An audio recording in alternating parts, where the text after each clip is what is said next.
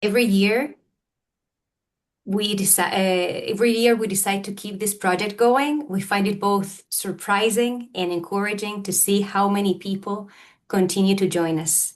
And we remain deeply grateful to those who have been with us from the very beginning. For those who are joining us today for the first time, just a few words of background about this space. We initially conceived this series as a small transnational project, basically a monthly seminar with friends and colleagues in the field of Sephardi studies with whom we shared interests and concerns. We were dissatisfied with the frameworks and assumptions based on European Jewish experiences, and they had been formulated by historians, sociologists, and others.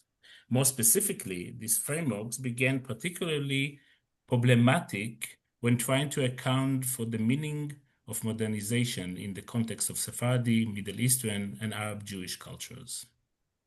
In our view, it is more accurate to speak of Sephardi modernities in the plural, since the Jewish experiences of, say, Iraq, Morocco, Turkey, or Egypt in the 19th and 20th centuries are very different from one another in terms of their relationships with European powers, their place in local Muslim cultures, their uses of language, and their halachic responses to change, for example. We wanted to think together with others about how to approach the Sephardi past from a multi-directional perspective that would reflect its complexity, making room for the contributions of different disciplines, and also acknowledging the conflicts and disagreements between scholarly approaches, as well as their political implications. One of the ideas behind this initiative was that the multiple Sephardi experiences of modernity not only reveal different pasts, but also invite us to imagine different futures. Over time, we began to build network of scholars in different countries whose work focuses on Jewish modernities, not exclusively mediated by Europeanization, but rather shaped by multiple dialogues and by participation in many different roles.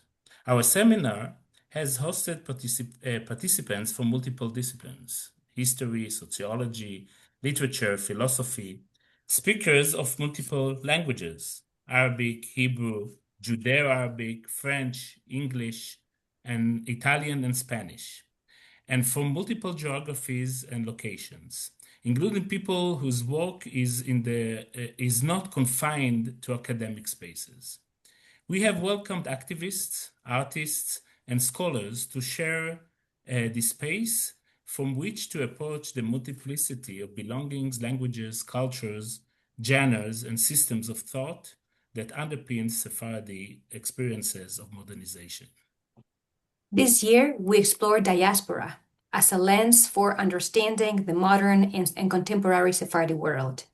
By engaging with the histories and experiences of Sephardi communities across imperial, colonial, and post-colonial landscapes, we will examine questions of multiple belongings, identity formation, and cultural transmission.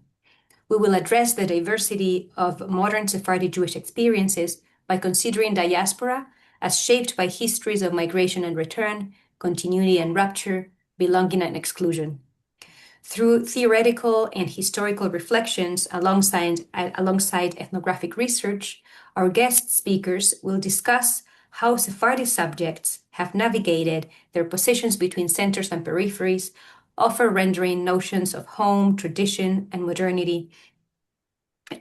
This, yes, this year's lecture series opens with Professor Devin Naar, whom we were long looking forward to welcoming to our seminar.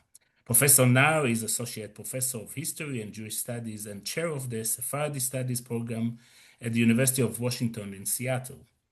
His scholarship focuses on history and culture of Judeo-Spanish, Ladino, speaking Jews across the late Ottoman Empire, Greece, and the Balkans, with particular attention to archives, languages, ideology, and everyday life. His first book, Jewish Salonica, Between Ottoman Empire and Modern Greece, received the National Jewish Book Award as well as the prize for Best Book in Modern Greek Studies.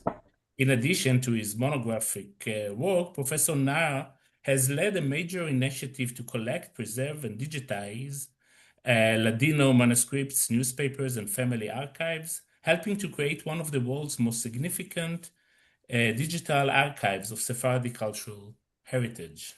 He's currently completing a new book on the history of Ladino-speaking Jews in the United States during the first half of the 20th century. We are excited and delighted to welcome Professor Naar and to begin this year's series with his work. Before we start, we kindly remind you that the seminar will be structured as usual, 45 to 50 minutes of presentation and half an hour of Q&A. Roy Shukron will be moderating the chat, so you're all welcome to write your questions there. If someone wishes to open their microphone and ask their question, you're more than welcome to do so. Just make sure to let us know on the chat and wait for your turn. Devin, we are delighted to have you here. Thank you for accepting our invitation, and the floor is yours.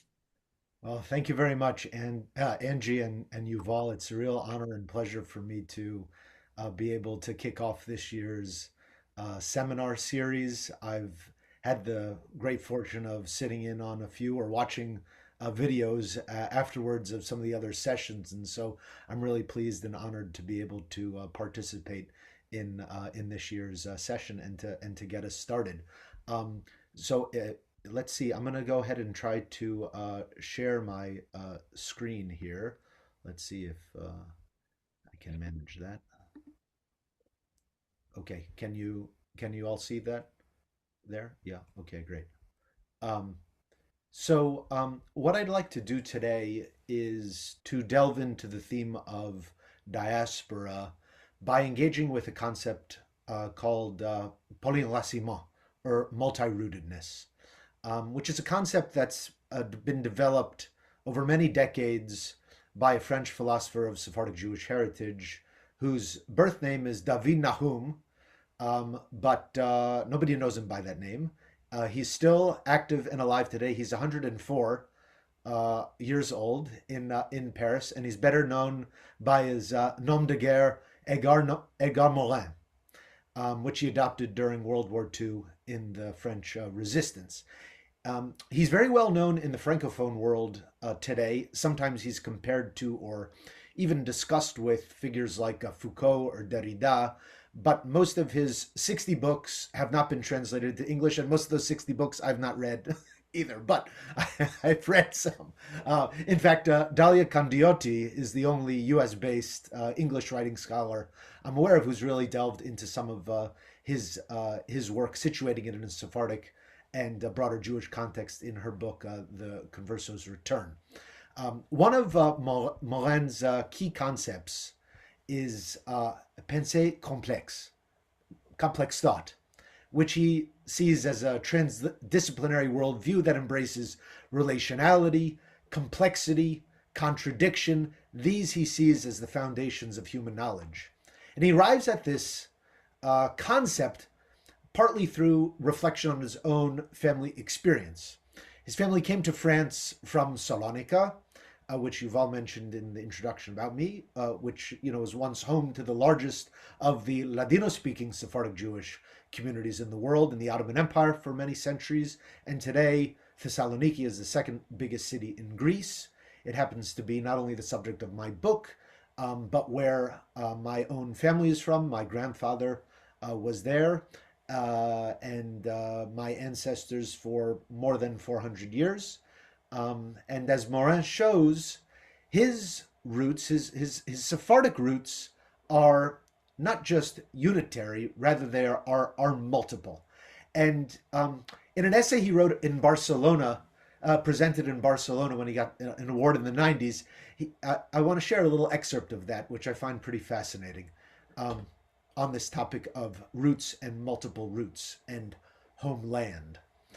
And he begins by saying, if my genes and my chromosomes could speak, it's fascinating already, like a biological or almost racialized kind of framework here. They would tell you of a Mediterranean odyssey starting more or less like Ulysses, but a little further south in the Asian Mediterranean, today's Middle East, which I assume he's referring to Israel, Palestine. They would speak to you of their travels through the Roman Empire, their arrival in the Iberian Peninsula and Provence. They would describe routes put out over more than 1,000 years, and 7 centuries in a plural Spain made up of several kingdoms and 3 religions until 1492. My genes and my chromosomes would describe to you how my convert ancestors were for 2 centuries subjected to the baptism of the Catholic Church as conversos. And then they would tell you of their re-Judaized stay in Livorno until the end of the 18th century, when they reached the great city of Salonica in the Ottoman Empire, peopled largely by Sephardim who spoke the ancient Castilian, although it transformed quite a lot over the generations, which he does not mention here. They would go on to describe the return to the West at the beginning of this century until they finally settled in France. My genes and chromosomes would tell you that all of these successive Mediterranean identities are symbolically united in me, and that during this millenarian odyssey, the Mediterranean has become my deeply felt motherland. My taste buds are Mediterranean and cry out for olive oil. They revel in grilled aubergines and pimientos and crave tapas and mezes. My ears adore flamenco and oriental chants, and in my soul there is something that puts me in filial resonance with its sky, its sea, its coast, its arid wastes, and its fertility. So, for Morin, the Mediterranean, ironically a sea no less, becomes a land, the motherland. And after all, he writes about the Mediterranean was once known by the Romans as Mare Nostrum, our sea. And for him, it's a dream space almost, a space of poetics, of mythology, about the possibilities of the Mediterranean, a place he imagines as offering a promise of concord, of reconciliation, of compassion, of forgiveness, and also nice food and nice environment too. He speaks elsewhere of tarama even, which I really like very much.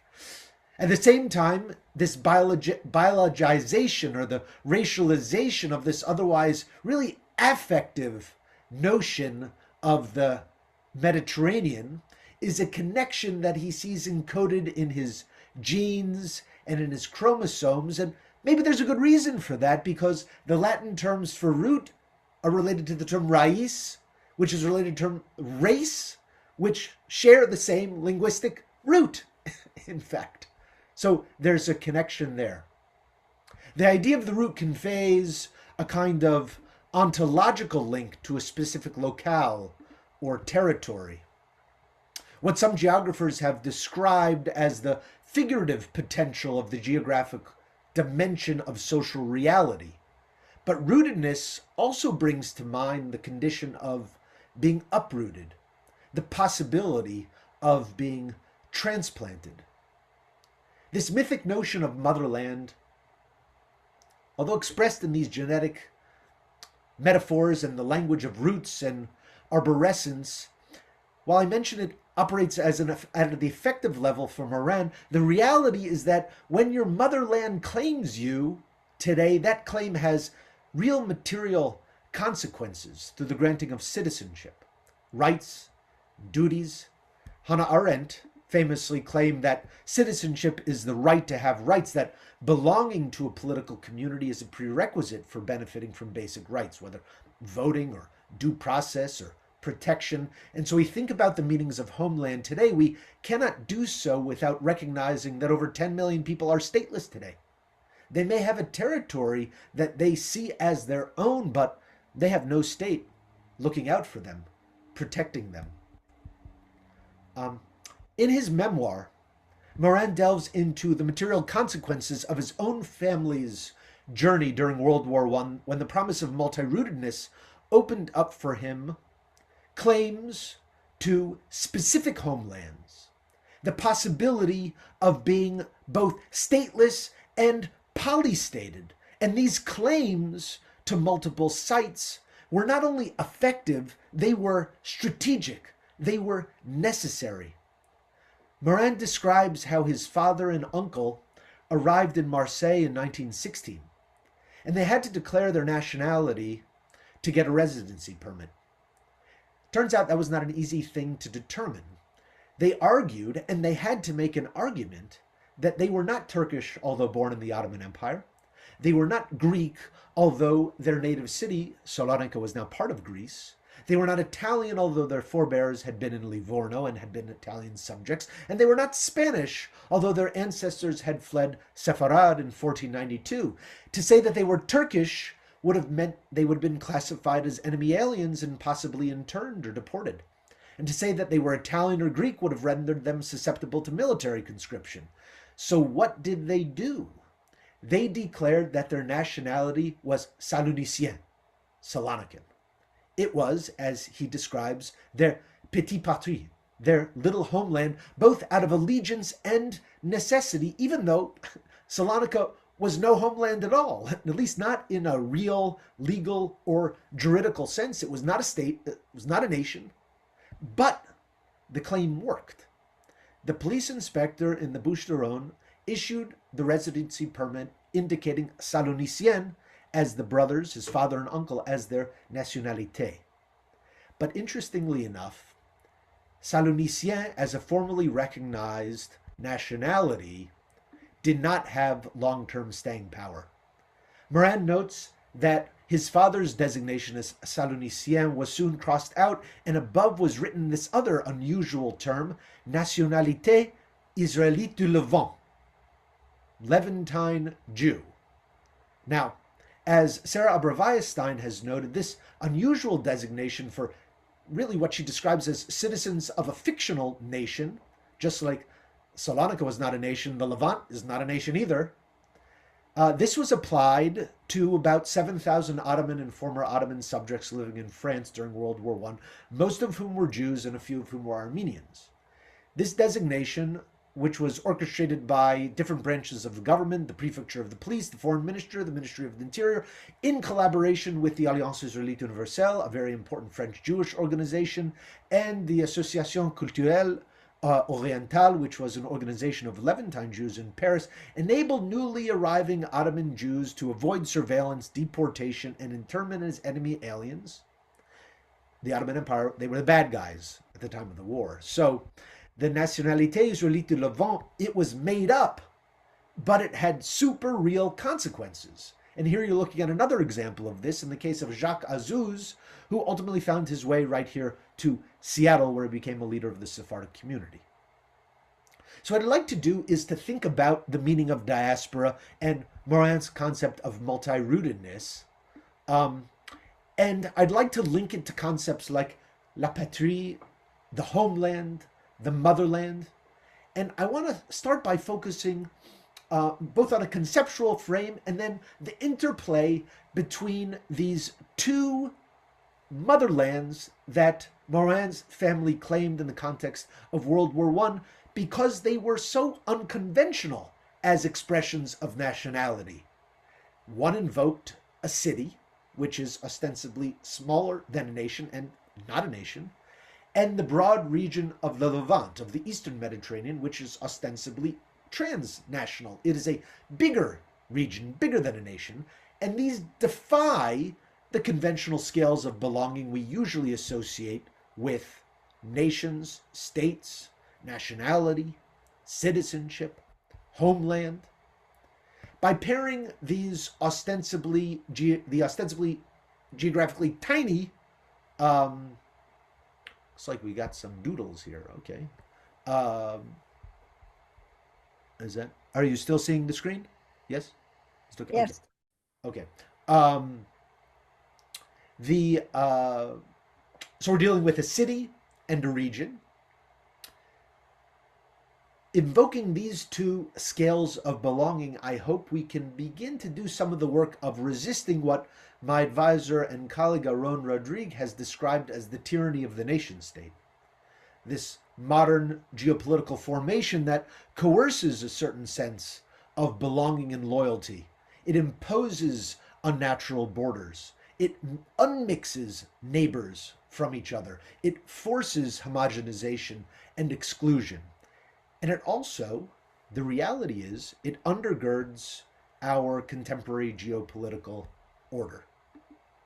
After all, the body that purports to govern the world is called the United Nations. It is not the United Cities or the United Regions, and even saying that seems sort of silly because of the way in which the nation has become so naturalized.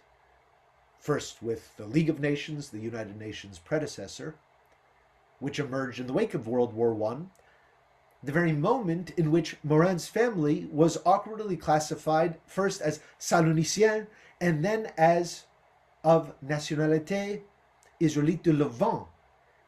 The fact that these were the two categories reminds us of actually just how preordained the nation state was not.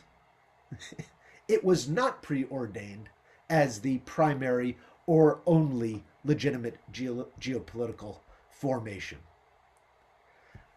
I think that what we can take away from Morin's work is not that Salonican Jews should have seen themselves as only connected to this city, nor that Levantine Jews should have seen themselves as only connected to the Levant, but it's the multiple affinities, the multiple connections, the multiple linkages of his family across the generations that is a clear manifestation of this idea of multi-rootedness, which is, on the one hand, I'd suggest, a kind of antidote to the trope of the wandering Jew. By the way, that's also the name of a plant that sort of wanders, which I didn't know until I was preparing this talk.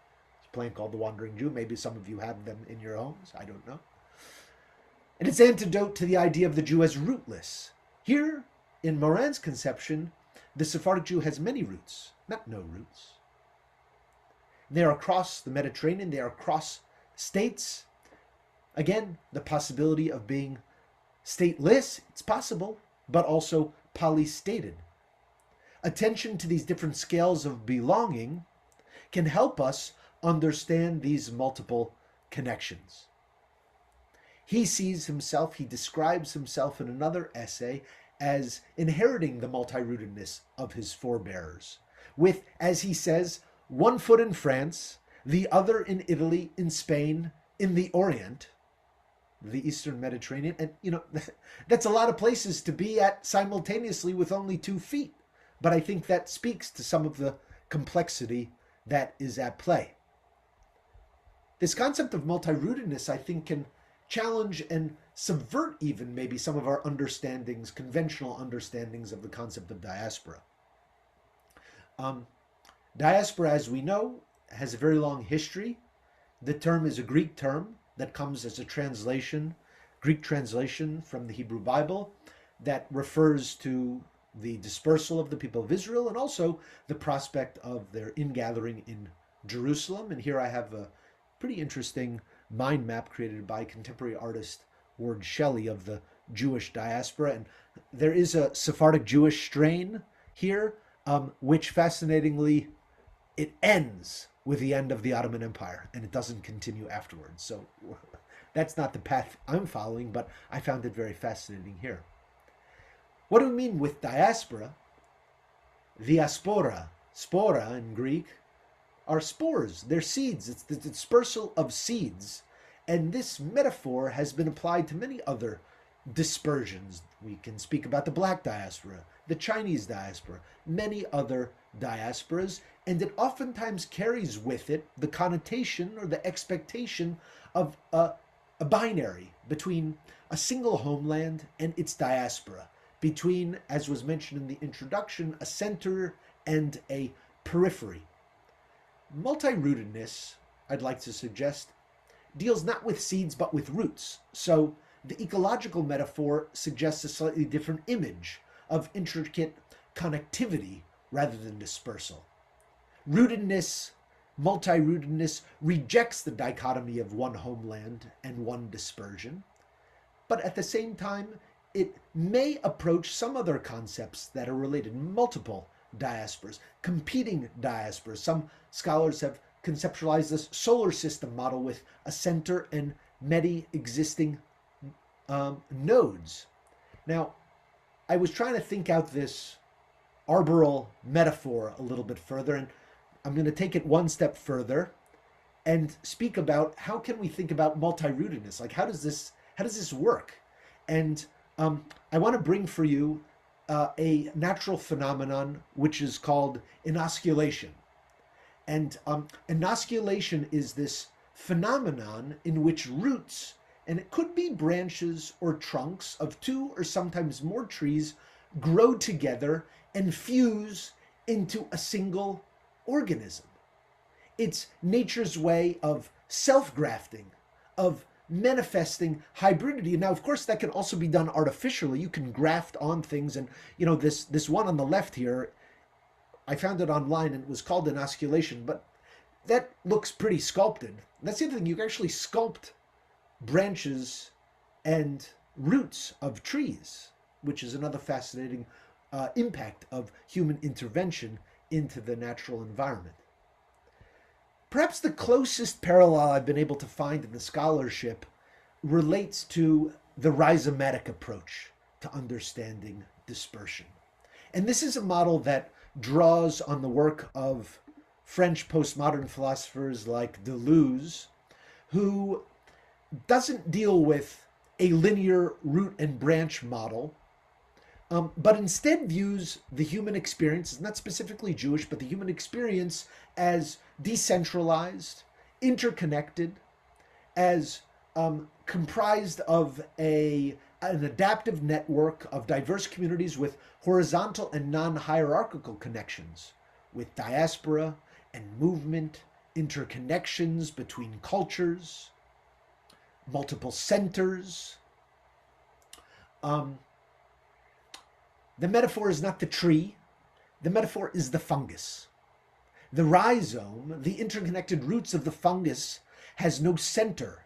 It grows everywhere and it's difficult to uproot or destroy. And so this model has been applied by scholars like Sarah Marcus to try to understand Jewish resilience in the diaspora of Judaism, characterized as a durable, flexible, iterative, decentered structure that emerged in the wake of tragedy with the destruction of the temple in Jerusalem in 70, but has also been incredibly creative, generative, adaptive for 2 millennia. So for me, the fungus metaphor does not resonate with me as much in a Jewish context, not as much as the tree, because the tree has a special role in Jewish imagination and Jewish culture, going back to Gan Eden, to the Garden of Eden. We don't talk about the mushrooms in the Garden of Eden.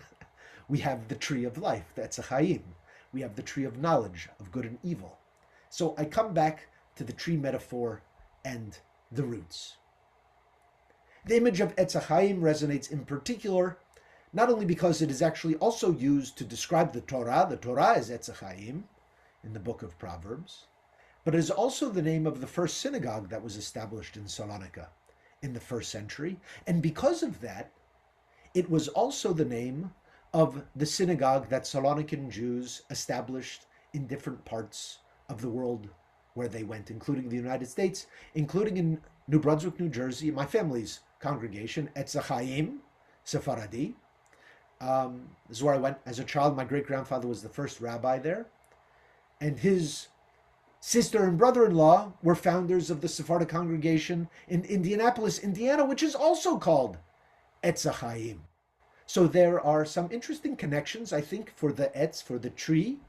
And I also come from a Kabbalistic family. My great-grandfather was a Chacham, and he was a practitioner of Kabbalah Ma'asit, of practical Kabbalah even. And so I think of the Sefirot, and I think, this is also Etz HaChaim, is the way in which the different Sefirot, the different divine emanations in the Kabbalistic imagination are articulated right here. Okay? So we're back to the tree, and we're back to Morin. And I think the rhizomatic approach, one of the other challenges there is that the way that it's been deployed in the scholarship is that it generally imagines one center and one dispersal. Remember, the image that I gave you was of the destruction of the temple in 70 and then movement outwards. But what we get with multi-rootedness is that it helps us move beyond a framework that imagines a single homeland from which a people is dispersed. It can move beyond the Jewish diaspora from Jerusalem, from Sion, or even consecutive diasporas from Sion and then from Sepharad, from Spain, and then from Salonica, to think about these sites not in a supersessionist kind of way, but or as consecutive homelands, one after the other, but rather as simultaneous spaces of belonging, of overlapping homelands. Other formations like diasporism often reaffirm rather than overturn this dichotomy between homeland and diaspora, even as diasporism oftentimes seeks to decenter the home from which the diaspora is established, namely Israel. So when we speak of diaspora Jews, we know that we are talking about Jews not in Israel. And that vocabulary is shared both by proponents of Zionism and by adversaries of Zionism historically and in a contemporary moment. Diasporism still operates in the realm of what some commentators have described Zionist realism, which we can also think about as a manifestation of just nation-state realism, the inability to imagine geopolitics beyond the nation-state. The Yiddishist, Bundist, non-Zionist concept of Doigkeit, of here-ness, which I have an image here, can also be added to our conversation. We are here in diaspora as opposed to there, Israel. I'm going to emphasize and focus on here rather than there, but again, we are still left with the dyad of the here and the there, and multi-rootedness can help us move beyond that. We don't have in the Ladino cultural sphere, which is when I'm speaking about Sephardic culture and history, I'm speaking about the Ladino-speaking environment. We don't have this concept like Heinrich Heine articulated of the Bible as the portable homeland. We don't have that. We also don't have the concept which operates in Yiddish culture of Yiddishkeit as a spiritual territory for territorialist Jews, as it has sometimes been described.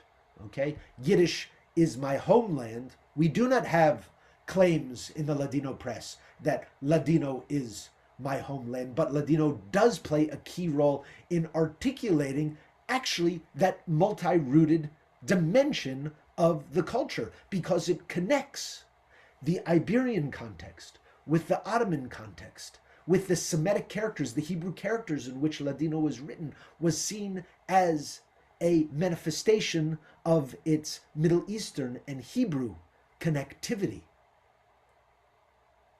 Some of the proponents and defenders of Ladino, like Sam Levy, for example, from Salonica, he writes fascinating articles in the New York Ladino press, speaking about the power of Ladino as a connective language, that it has more sounds and more vocabulary influences than essentially any other language. That's in his imagination. And so it is the perfect setup for the Sephardic Jew to become a citizen of the world, to learn any other language, both those that are embedded in Ladino already, which include Spanish and Portuguese and Hebrew and Arabic and Turkish and Greek and French and Italian.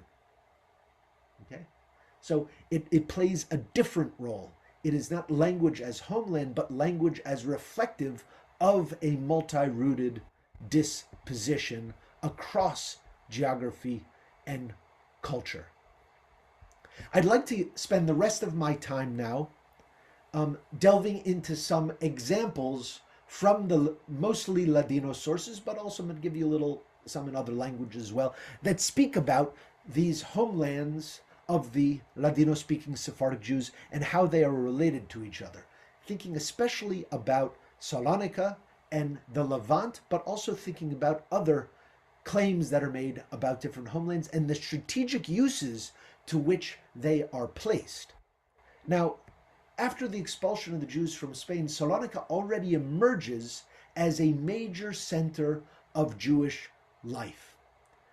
Some scholars refer to it as the capital of a transplanted, notice the metaphor, transplanted Sepharad. It was a rabbinic center. It was a center of culture. It was a center where it was said by rabbis in other communities in the region, Misaloniki titze Torah. From Salonica will come forth the law. This was because of its profound rabbinical academies. It was described as Ir V'Em B'Yisrael, city and mother in Israel, as many other prominent Jewish communities were also described. Moshe Almosnino describes it as our republic, imagining it as a Jewish almost kind of city-state on the Venetian model. And Samuel Ushke, who was a Portuguese converso, writes the following. And again, look at the tree language here, the arboreal language. And he writes this in Portuguese in the middle of the 16th century. There is a city in the Turkish kingdom which formerly belonged to the Greeks, ancient Thessaloniki, and in our day is a true mother city in Jerusalem. This is an allusion to Ir V'Em B'Yisrael.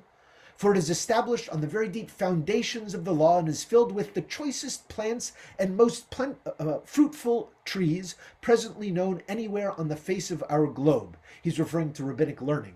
The rabbis are the trees here.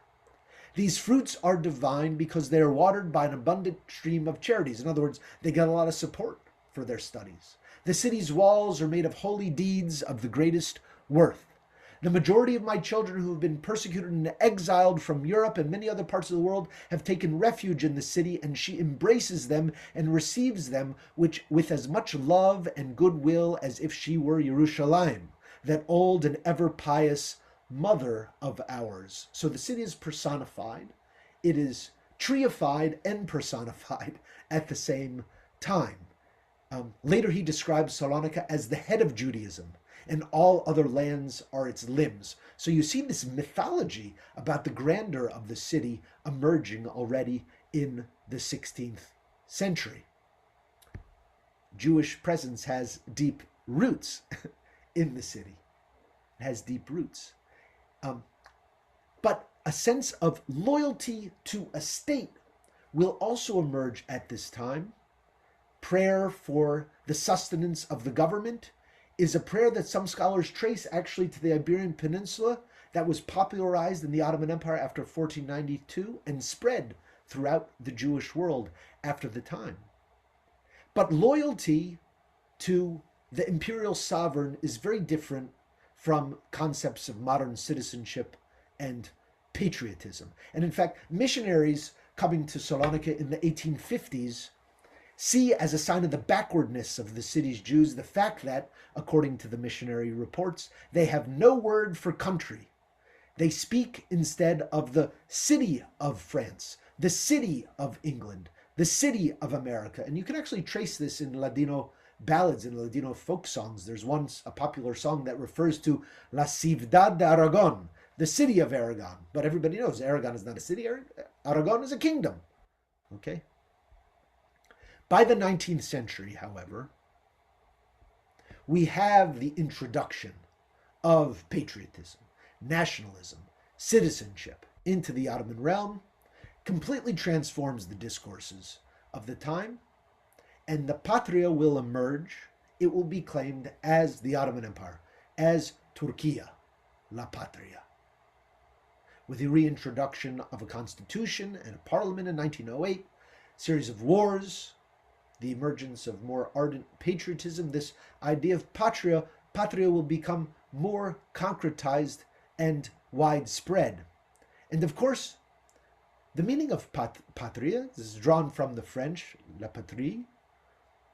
And Morin has a very interesting gloss on the term. He emphasizes that la patrie is non-binary. What do you mean by that? Non-binary. Maybe, or it is multi-gendered, we could say. Pater refers to father. It's masculine. And the ending, the ia, and the la, the article, renders it feminine. So that's how we get concepts like fatherland, which Morin associates with authority, and motherland, which he associates with love. And these two kinds of personified homelands, according to which, without maternity, there can be no fraternity. And here you can see the declaration of the Ottoman Constitution for the entire empire came forth from Salonica itself. And some of the slogans in all of the languages of the empire are depicted in this image of the modern Ottoman citizen, male citizen. It's a very gendered dynamic because look, how does um, uh, the Marseillaise begin, the French national anthem? Allons enfants de la patrie, onward sons of the homeland. And that's the rhetoric that produces fraternité, liberté, and égalité. They're there together.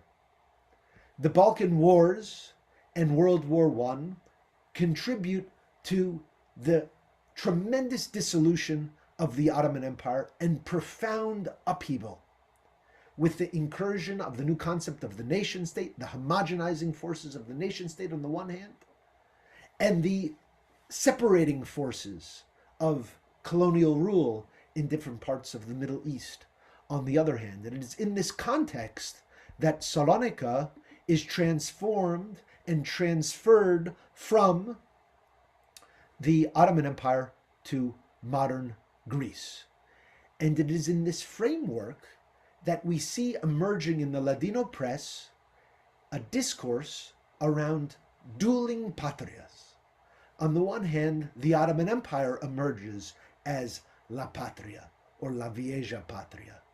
But Salonica too is described. It's not just Morin, and it's not just his father trying to do something clever. This was part of the discourse of the time. The city is described as la patria madre, emphasizing the motherliness of the land.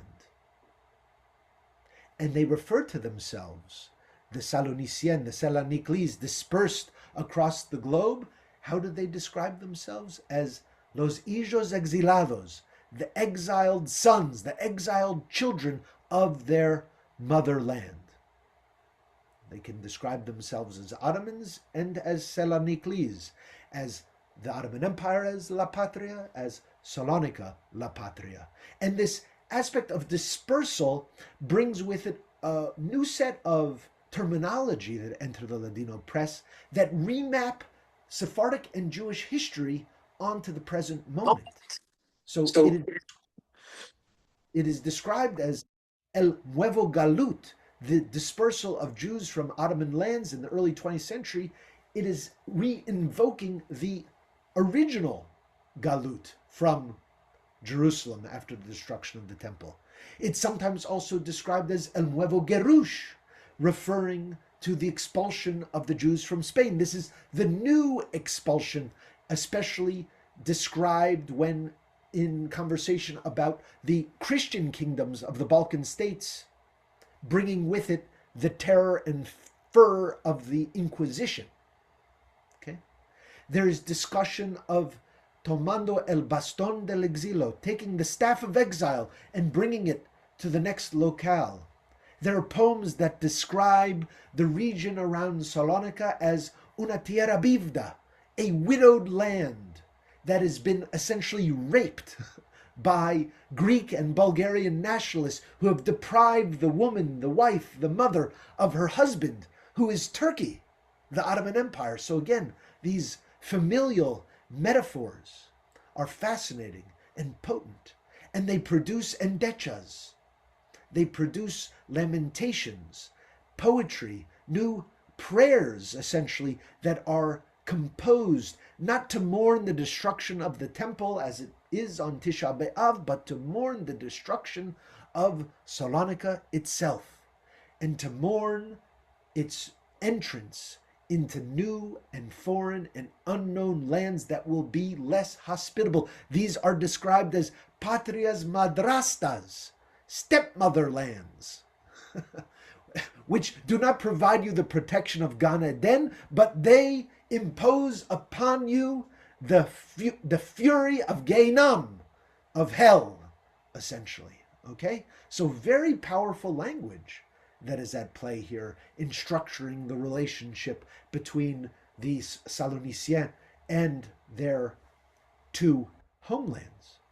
You know, the other thing that's interesting to note at this moment is that it wasn't that the city had not been under consideration as a homeland. In fact, there were proposals to make it its own independent Jewish city-state in the context of the Balkan Wars in 1912. And it's something that was even discussed in the pages of the New York Times, and discussed in the same breath as Palestine. Transforming these spaces, it was imagined, into Jewish spaces, or perhaps international spaces, would be the key to peace in the Middle East, which was not yet even really made term there, but a key to peace in the Mediterranean region. And the New York Times goes so far to say, if you think about it, it would make more sense to create a Jewish statelet in Salonica than in Palestine, for there were more Jews living in Salonica than all of Palestine at the time, and there was a deeper, a more robust system of Jewish institutions that were at play in Salonica. Jabotinsky and Ben Gurion had come to Salonica in 1909, and they had seen for their very own eyes a freestanding Jewish autonomous society, something that they hoped would one day become a model for Jewish national self-determination in Eretz Yisrael itself. We can see the reinscription of Salonica as the Patria Madre in the imagination, in the philanthropic endeavors, and in the daily lives and memories of those dispersed exiled sons in places like New York City. It was not a patria in the juridical sense, except for those who maybe could claim in the case of Moran's family. But we can see here in 1915, Isaac Azriel comes from Salonica. He's detained at Ellis Island, and from the prison of Ellis Island, he writes to the Ladino newspaper in New York describing a catastrophe about to happen in his own city, which is the result of a blood libel that had been preferred on the island of Corfu, and there were rumors in the city that there was going to be anti-Jewish violence, and there were concerns that mentally ill Jewish people would be the most susceptible to provoking anti-Jewish attacks. So Azriel writes to the Sephardim and the Salonicles in New York saying, guys, you have to raise money to get these people off the street. And to do so, he does by describing and reminding his community in New York that Salonica is their Patria Madre. Okay? Check out some of these other poems, okay, from the war that I think really emphasize the kind of way in which the city emerges as a patria, or as a sacred land. Oh, city of my birth, city beloved and loved, how I tremble from what I feel for you, beautiful and adored. We think of you minute and hour, of your celebrated name, for your salvation. Anguish is the soul of your exiled son. Okay? Salonica, city of souvenirs, sweet nest of our future. You've been cruelly disguised. They transformed you into burning coals. This vineyard has been cursed. The Holy Land has been ruined. Disciples of the Inquisition, with what right did you condemn our paradise? So again, there's the Edenic imagery, there's the reference to Sepharad. So the homelands are interweaving themselves through the figure and image of Salonica, city of our happiness. Losing you is a cruel torture. We cry bitterly in seeing you suffer this fate. Martyred city, we will never forget you. Ciudad marteria, nunca te olvidaremos. Como una tierra santa, a ti pensaremos. Coming to the United States, however, rerouting themselves in a very unknown locale was not an easy task by any stretch of the imagination. Jews from Salonica and other Jews from the Ottoman Empire were not legible in the classification systems that were operating in the United States at the time. They did not speak Yiddish. Could they be Jewish? They come from Muslim lands. Could they be Jewish? They speak Spanish. Are they Puerto Rican? Right? This is sort of the discourse, such that there was a syndicated article that emphasizes Ladino not as an unusual language, but the strangest language in the entire country. Okay? The strangest language.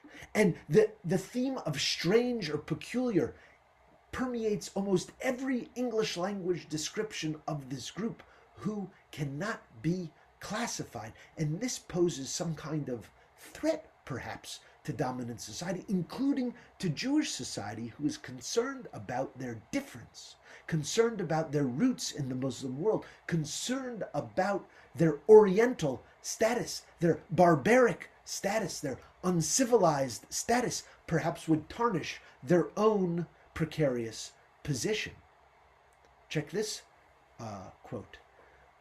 Who are these strangers who can be seen in the ghetto of the Lower East Side, sitting outside of coffee houses, smoking strange-looking water pipes? This is nargileh. Sipping dark liquid from tiny cups. This is called kaveh, coffee. And playing a game of checkers and dice, a game that we are not familiar with. This is sheshbesh, backgammon. See the signs on these institutions. They read Cafe Constantinople, Cafe Oriental, Cafe Smyrna, and there are other signs in Hebrew characters that you perhaps cannot read. Are they Jews? No, it cannot be. They do not look like Jews. They do not speak Yiddish. Listen, what is that strange tongue they are using? It sounds like Spanish or Mexican. Are they Spaniards or Mexicans? If so, where did they get the coffee houses? An importation from Greece and Turkey.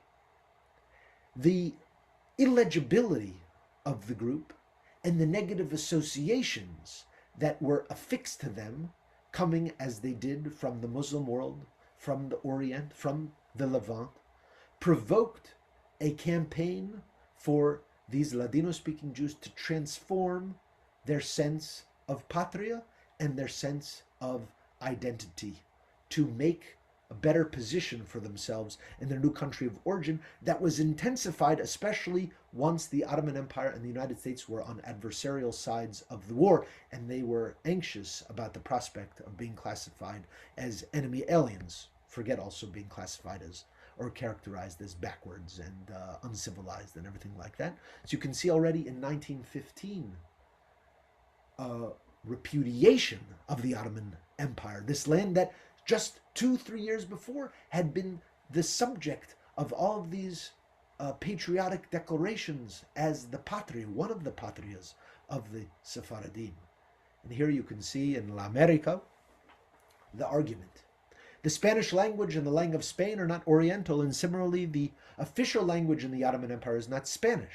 And we who arrived here to the United States, immigrants from the Ottoman Empire, were there in the Ottoman Empire merely as guests. And interestingly, he used the Turkish word for guests, musafires, for 400 years. And this is part of a campaign to say, look, Sephardim, you are Sephardim. Stop calling yourselves and do not let others demean you by calling you Oriental, or demean you by calling you Turkish, or demean you by calling you Islamic Jews, and things like this. Now, of course, the campaign to reroute Ottoman-born Jews in the territory of Iberia was both a move to link them to Europe, to link them to whiteness on the one hand, and also to elevate their status in the Jewish world, to link them to the Rambam and the grandeur of medieval Spain, and to claim that as their inheritance. And this was a very important inheritance for them to claim, but it was one that also could go in unexpected directions. Some contributors to the Ladino press denounced those who they claimed were masquerading now as Spaniards when really they are just Jewish Turks. And others denounced those who wanted to return to Spain, claiming that, no, especially the Zionists among them, Palestine is our homeland, not Sepharad. It is an imagined cultural source of inspiration, not an actual place you're going to go to. Bar Minan, forget that. This was part of the argument. Yet others took it even further. Meir Ben Ardete, who wound up establishing the first Sephardic Studies Program at an American university, at Columbia University, he did so as part of the Hispanic Institute at Columbia, not as part of Jewish studies. And he argued for a tripartite conceptualization of the Hispanic alma, of the Hispanic soul. The three parts were the Spanish, the Sephardic, and the Latin American soul, right? Very fascinating way of trying to attach the Sephardim to the space of Spanish Empire. In the Jewish press, the Yiddish press, the American Jewish press, the stakes were high because the amount of denigrating articles that came out in Yiddish and English, denouncing the Sephardim, criticizing them, calling their Jewishness into question, their civilization into question, was profound. Here we have an article in the Forward, which was one of the most widely read newspapers in the entire world at the time. In the entire country at the time. And here we see a cartoon, how the mighty have fallen. Look, these poor Sephardim, they say they're the heirs of Maimonides. Why are they poor and illiterate and shining our shoes? And this was the stereotype that emerged. In the old country, the Sephardic Jews had no cultural life of their own worth speaking of. They had no common body of customs and traditions, no common literature, no knowledge of or curiosity about the past. They had not been revived by great spiritual movements such as Hasidism, which rescued the Jews of Eastern Europe from stagnancy. They'd been a backward people in a backward country.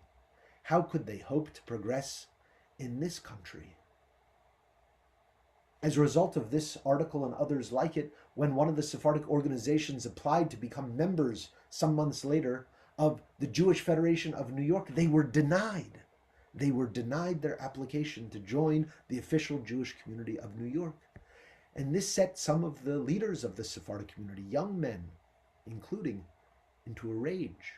One, Henry Besso, writes in response to this forward piece, he forgot to mention both sides of the story, and has characterized us in the eyes of the Ashkenazim as being the lowest, most ignoramus people on the continent, without being well aware of the situation. And what does he do? He invokes one homeland to bring the Sephardim to another homeland. Do you know that the city of Salonica is the greatest and most important city in the Levant? That the greatest highly respected rabbis, men who enjoyed reputations as authorities, sprang up from the city of Salonica and were sent to fill positions in many of the most important countries of Europe?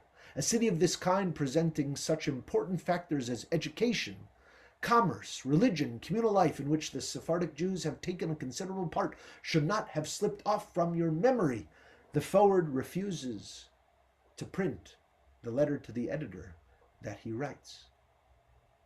This sense of alienation from the established Jewish community is ramified as the Sephardim, some, embark on an encounter with the Zionist movement, which in the United States is initially seen as an Ashkenazi phenomenon and a liability precisely because Palestine was part of the Ottoman Empire, their own patria, until it was not, under British rule.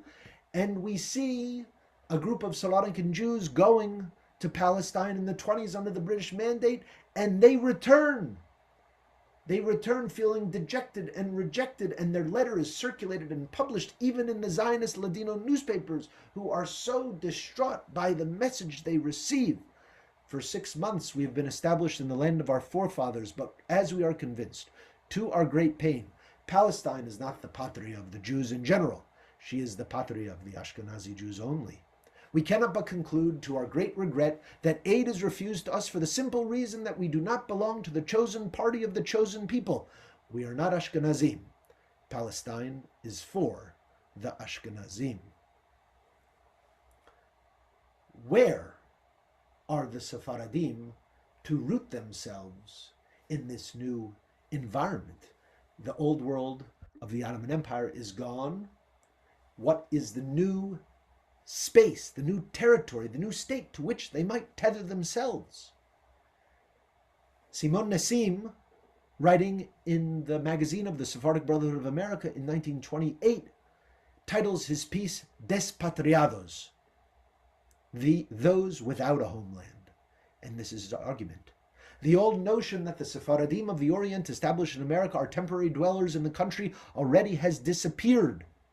The difficult economic situation affecting Europe as a result of the recent war forever rendered the return of the Sephardim to the Orient impossible.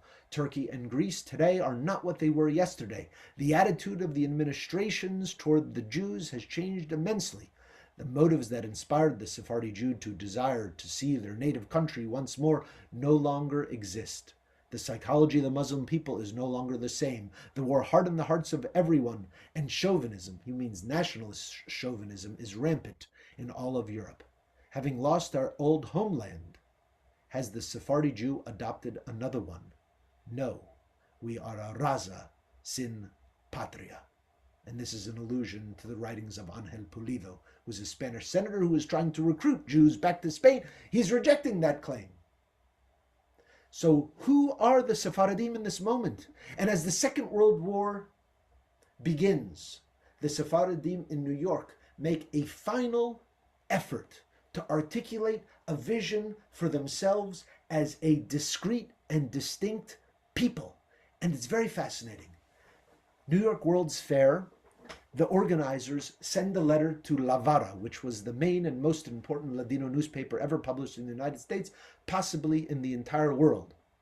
And they ask the editors of La Vara to submit to them the names of the most important leaders of the Sephardic community, who they say their names will be engraved on a big plaque in the center of the fairground, which will honor the foreign nationalities who have made important contributions to American society. And La Vara, they are thrilled beyond belief. The World's Fair has seen them, has recognized them, and requests for them to submit their name of their leaders. And so they have a whole many pages they dedicate to figuring out who are they going to recommend, whose names will be there, what are their biographies, what have they contributed to the Sephardic colonia, to the community, and to the American world. And they seek to justify the distinctiveness of their identity. And they describe themselves as being a Levantine nationality, but one that is now residing in a patria adoptiva, an adopted homeland. Devin, Yes. I just want to let you know if we could move towards the end. Last one. Well, I got one more slide after this and I'm done.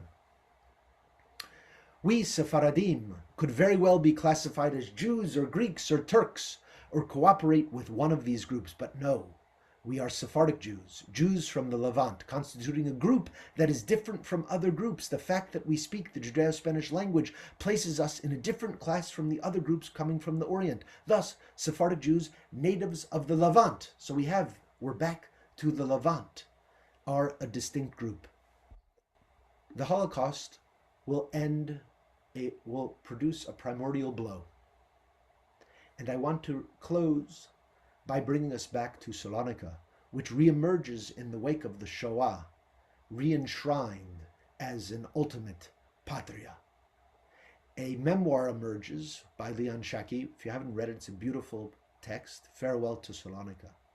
And in a review in the Ladino press by Bernardete, the chair of Sephardic Studies at Columbia, he describes the following. And he says that everyone should get the book, that mothers and fathers should buy the book and they should give it to their sons and their daughters. And he tells them what to tell their children. He says, dear children, read this book about our patria. We're back to the city as patria. Mr. Shaki provides us with a true portrait of Salonica. This was us. This was our forebears who came from Spain and Italy. Farewell to Salonica is not only a book for people from Salonica, it is for all Oriental Sephardim. More or less, the life of us all was that which Shaki presents, the customs, traditions, people, language, problems, pains, and pleasures that Shaki recalls were the same for us all. And another writer, he's from Bucharest. Importantly, Bernardetti is not from Salonica. These are non-Salonicans elevating Salonica to the status of patria. And this guy writes that Salonica is the third patria of the Sephardic Jews. Here's the multi-rooted element. It is a delight to follow the narration about Salonica, the third patria of the Sephardic Jews. And I reproduced exactly the punctuation, which doesn't make sense. It says Palestine, Spain, and Turkey. Well, where's Salonica? Is it the third or the fourth? Or Salonica is in lieu or representative of Turkey? We don't know. But again, the distinctive characteristic and identity of the people, which is connected to the language that is a transnational one with many roots all over, is a living history of our Judeo-Spanish raza. And we are back to roots and race in its multiple instantiations. And there we have a story of the multi-rooted Sephardic experience. Thank you.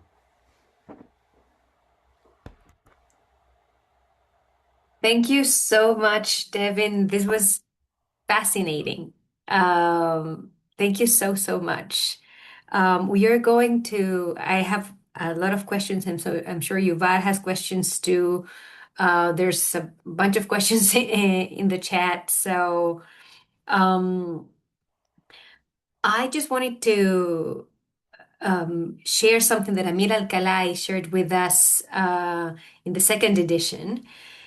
He brought an idea from George Cobbler's The Shape of Time, saying that maybe it would be more productive to our understanding of history, and I think that also of Sephardi experiences of diaspora, if instead of taking biology as model, we spoke the language of electrodynamics and as metaphors and spoke of generating centers, relay points, circuits. And this is an idea that has stayed with us here. And this other metaphors to understand belonging when there are not only multiple homelands that one can identify with or feel a part of in our lifetime, but also as members of a people. So when you have Sepharad as a closer homeland in time than Eretz Israel, something that you can relate to in one through your language, but also through the roots that took you to wherever you are now. Anyways, I just wanted to share this with you.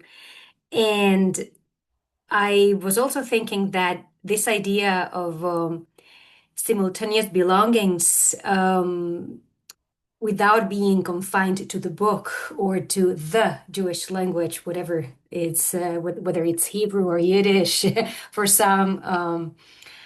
The question here is the ability to sustain the coexistence of what's Jewish and what's not, and what's shared with others in this space of the Mediterranean that is not just a sea, but a landscape where we share flavors, colors, ways of being, ways of sitting, ways of feeling, ways of relating to others with people who are not Jewish in the so this experience of diaspora connects you to something. This multi-rootedness is at the same time deeply rooted, deeply Jewish, and also deeply Levantine. There are also other peoples, right, that can join in this experience. The Greeks, I'm thinking, for is a very clear example. Anyways,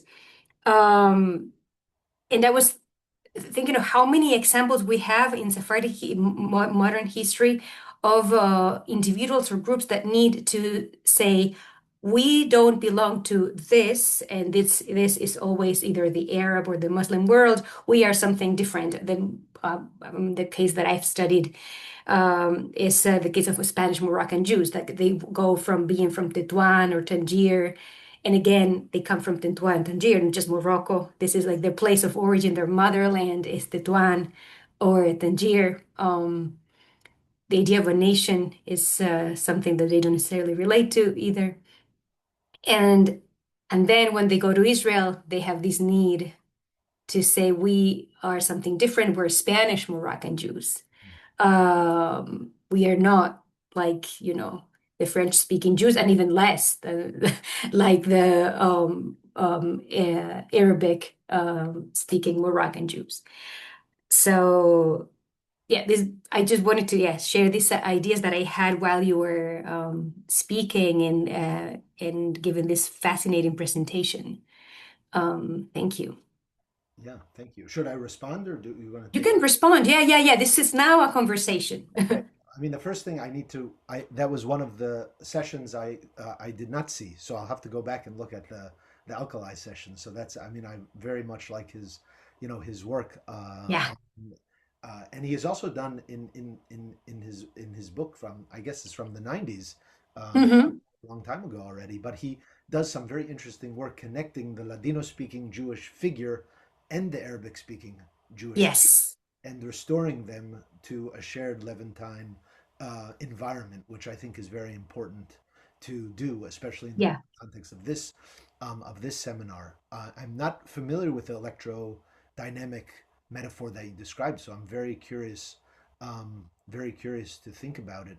And I Mm. think that some of the other elements that you describe are also really powerful in terms of how do you delimit the us and the them in the mixity that is so characteristic of Mm. the Levant. I mean, this is one of the elements that made it threatening.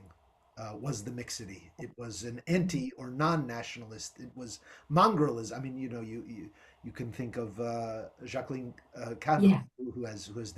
who dealt with this a lot in her writings, especially as it relates to Israel. And I think for Morin, my sense is he doesn't care. Because he thinks of himself already as a converso. He thinks of himself as having converso roots and Yeah. the third generation converso. I mean, his name is David Nahum, but nobody knows him as David Nahum. He's Edgar Morin, and he's a third generation. He says third generation non-Jewish Jew already, but so Jewish. He says Yeah. also not in that traditional sense. For someone like Sam Levy, who I described earlier, who's making a pitch in the Ladino newspapers, he says the key distinguishing element, the Jewish element of the Ladino Levantine culture, for him is the Hebrew script of the language. And he is adamantly against those who are trying to modernize the language and Latinize it. He says this will Mm. be the end of us as an us, which I find very fascinating. And you also see I'll give one other quick example, another proposal that emerges at this time um, from the Sephardim around Jerusalem in the context of the mandate. They say, what Yeah. does it mean for us? Say, if we are Ladino speaking Jews and they saw themselves as the historical leaders of the Jewish community in Palestine, they don't realize it, but they're really on their way out by the 1920s. I mean, they have no power anymore by that time. So they make this proposal that what does it mean for us to have Jerusalem as our home by the League of Nations? It says it should be an international city. That's what it means to be a Jewish city in Mm. the Levantine Sephardic mold. So it is what is that? What is that? Is that a Zionist formulation? Is that a multinational formulation? So it's very interesting. How do you deal with the self and the other? It's an unresolved question, obviously. Mm. Thank you. Ivadi, do you want to comment or something? Yes, I'm mindful of the time, so I will do it very quickly. First of all, it was fascinating. Thank you very much, Devin. The conceptualization of diaspora in the beginning, and then the case study that you line up, and it's both of them fascinating. I will say something about roots that I was thinking about the multiple roots, and I'm coming from think that I'm thinking about it from translation studies. So in translation studies, they're talking that source is being created only when translation started. So the same roots and the question of roots starts when people move, immigrate, and start to think about the roots, right? So in the translation process, so every translation creates a source. So I'm really interested here what kind of roots and translation and multiple roots are happening in different kind of translations, and what are the translation in this prospect. And the question connects to more to the case study. I'm really fascinated about what's happening with other, people coming from Salonica to America that are not Jews. How the Mm. Jews are connected to them. So what in Salonica in the 20s are getting a big, change, right? It's when the Ottoman Empire collapsed, many of the Muslim community move elsewhere as well. So the city is changing. So you have many other diasporas. So it's not only the view from the Ashkenazi Jews in America, is what their connection to other people from the Ottoman Empire and from Saloniki in that moment in America. These are great observations, and I'll be very brief. Also, I love the translation framework, and I'm going to have to think about that because there is obviously a lot of translation that is happening in the sources that I'm dealing with of concepts and otherwise. The On their neighbors, they are seeking to, essentially, the Sephardim are a failed people in America because they don't become what they wanted to become with the New York World's Fair. In the end, none of the names they submit are accepted, and none of the people are represented, and they don't become a nationality. And so they have to find under whose shelter will we make our future, and there are heated debates about it. Some say we're going to become Greeks. Some say we're going to become Turks. Some say we're going to become Spanish. Some say the working people, and some radicals among them, we're going to become Puerto Ricans, basically. And others say we're going to become Jews. And how do you become Jews? You become Jews through Zionism or from organized labor, like the ILGWU. So it was not a predetermined path either. And there were all of these different parallel and interconnecting and competing pathways that they pursued. Yeah, I will just say another thing that is a really interesting moment, that not only they move and change, the place that they move from is changing. Correct. So that's why they have this problem, right? It's not an Ottoman Empire anymore. It's not in the 1920s, or they're doing the war. It's now Greece. It's not Greece. It's what we are. So it's both ways in that sense. Yeah, absolutely. There's a lot of instability and a sense of unknown, of an unknown. Okay. Yeah, we can take that question. Okay. Yeah, let's turn to some questions. First, I will invite Emmanuel Ovadia to read aloud his question. Yeah, let's invite Emmanuel. Can you open up your mic? Hola, estamos muy agradecidos para tu oración. And so my question for el doctor is about other Jews in the Mediterranean and how they were maybe understood or thought about by the Salonican press and the Salonican Jewish press in the United States, the Sephardic press. And I'm curious if they wrote about other Mediterranean Jews, particularly Arabic-speaking Jews, especially in light of the way that you pointed out the Ashkenazim in New York were discriminating against these Sephardi Jews.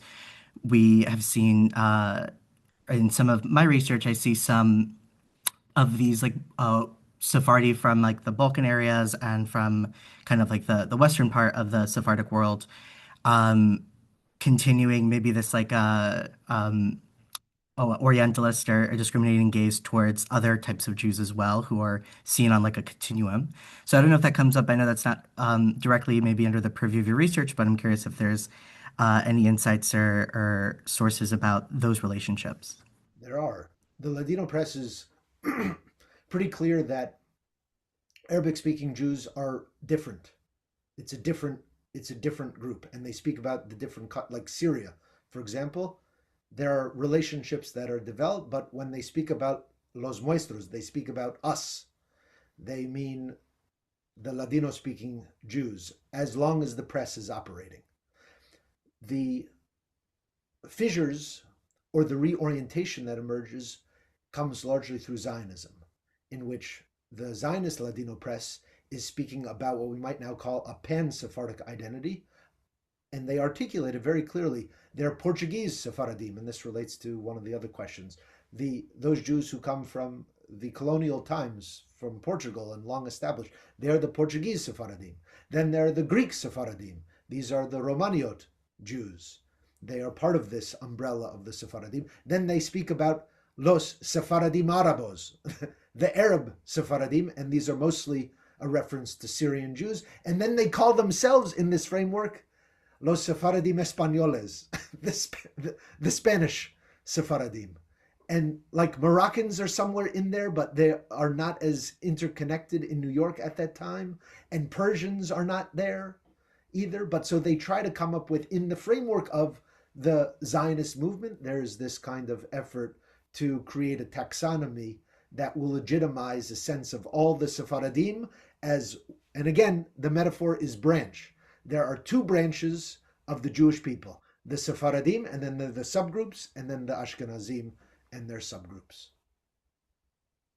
The most leveling force in the world in the diaspora is going to Israel and living there. I was there 2 months ago. I met people from all over the world. And the most leveling factor in who you are and where you came from is where you are. And that is in Israel. So that the diaspora, indeed, you take with you. But as you live there, it's a leveling force. You become Israeli. And it was just amazing how many people around the world we met who were just Israeli.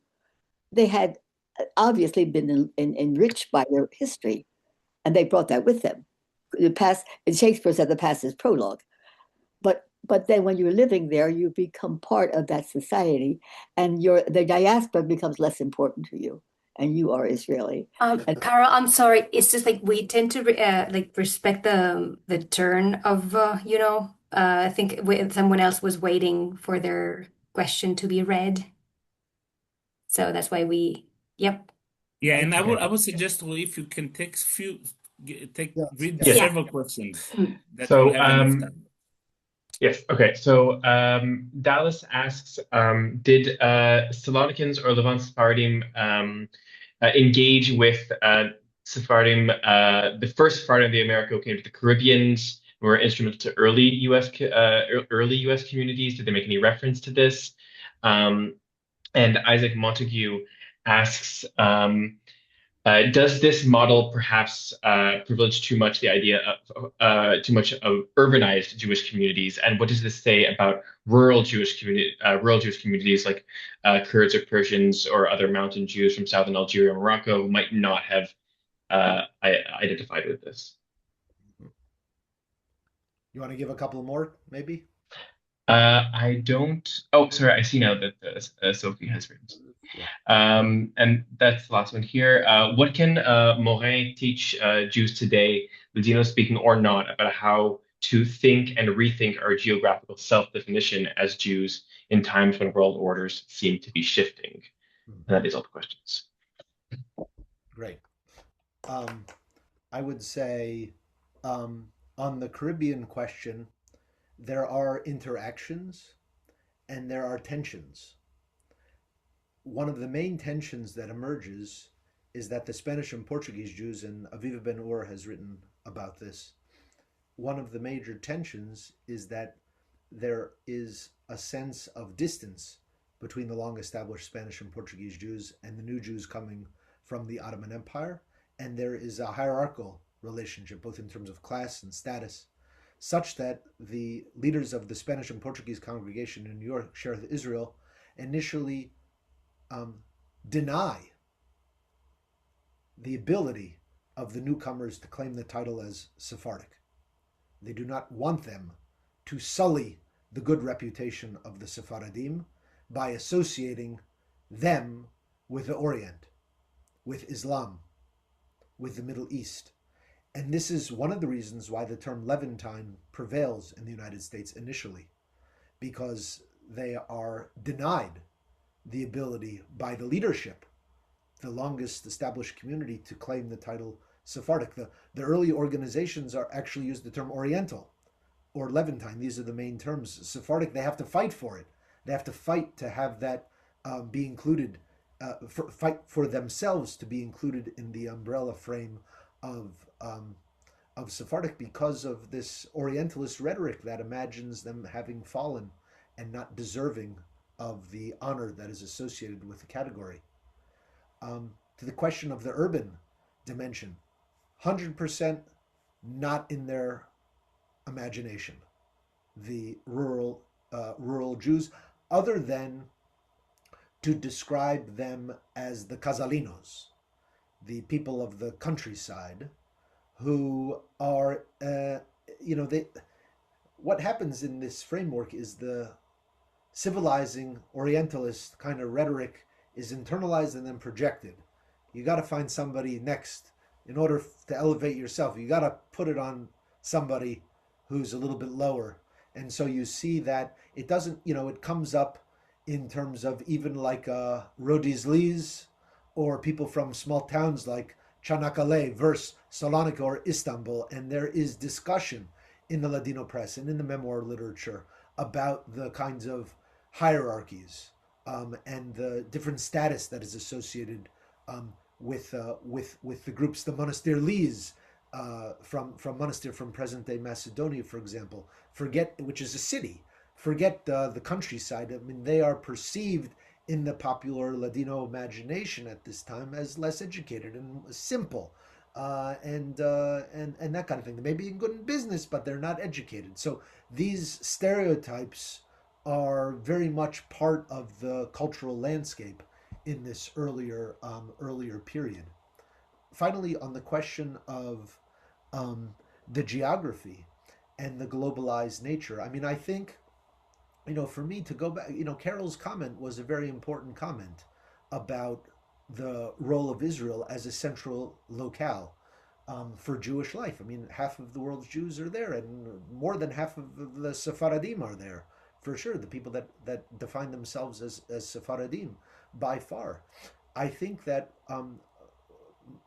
how I think about this is a way to open up the confines of the nation state and to reestablish at least an imagined map that links you to areas beyond the border. And I think this can become a process of, as I mentioned, resisting the tyranny of the nation state and the homogenizing practices that come with it, that has contributed, for example, to the extinction of Ladino. It is not spoken by young people in the Jewish state or in any other state. Israel functioned like other national states and imposed the same homogenizing forces. So if we can open up the geography and open up the cultural imagination and reclaim some of those deracinated roots, then I think the Jewish experience and the Sephardic experience can be enriched.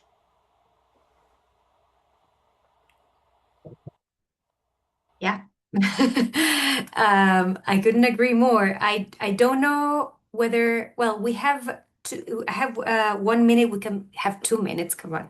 And because Ariana Brodsky also wrote a question, uh, and Sophie Mohan also, right? Please, I'd be very happy to take those. Yes. Sophie's question was the one that Devin just answered. Yeah, sorry. Yes. No, it's okay. And Adriana has a lovely comment here. I also invite Adriana to open her mic if she'd like to make a comment or a question. Yes, thank you. Thank you. I can do that, Roy. Thank you. Thank you, Devin, for such a wonderful presentation. So, I mean, in thinking about the Jewish or the Sephardic Jewish experience in the Americas, it seems like the experience of Sephardim and Oriental Jews, as they call themselves, was very different, right, in the United States and in Latin America, both because of their encounter with the racial system established by the US government, as well as by the presence of an old Sephardi, elite, right, that kind of positions itself vis-a-vis these newcomers. And also because Ladino aids, right, in the feeling, in both for the Sephardim to feel comfortable as well as for the people in these nations to see them much more quickly as members of these nations. And so the United States then, right, appears to be the odd one out in terms of the Sephardic Jewish experience in the American diaspora. So, I mean, in a sense, I think that what we're talking about here is the odd type of experience than Sephardim lived in the rest of the continent because of the issues that you present. So America does become a home that people, from the Sephardi, the diaspora in these nations really talk about as being so happy to have encountered, right, and being able to become part of homes in which they live. So this was just a comment about that. I don't know if you wanted to add something else, Devin. Really important. It's a really important observation, and I think you're exactly right insofar as the Ladino language becomes a bridge, I mean, an immediate bridge to the Spanish-speaking world of the Americas, and it is even an important piece of the New York experience. There's a moment during World War I in which a club established by Jews from Izmir transforms itself to one of the most important pan-Hispanic organizations in New York City, such that when the governor of Puerto Rico visits New York, that's where he speaks. So the Spanish and all these people are connected. They're connected to Mexico. They're connected to Cuba. They're in this particular club through merchant relationships, and that also becomes one of the major defenses of Ladino, or a semi-defense. This is the defense that says we should preserve Ladino as a Spanish language, by which they mean we should purify it, and we should convert our Ladino into real Spanish so that we can not be made fun of and we can do good in business in the Americas. So there's this utilitarian component to it, which I think is very important and separates it out. A lot of folks as you very well know, there's interconnections between all of these places, but the Anglo sphere of the United States is a tremendous barrier initially, and also at the same time contributes to the preservation of Ladino as a language of the press in Hebrew letters. It is preserved. Ladino written in Hebrew letters in newspaper form is preserved in New York longer than anywhere else in the world, which is fascinating for that very reason. Could I make one final comment? I know we got to go, but we really gotta go, but but no, but just make a final comment. Very fast. I just want to say something about Sophie's comment about Edgar Morin and his European identity. And I think I would, a whole nother talk would be to criticize his approach.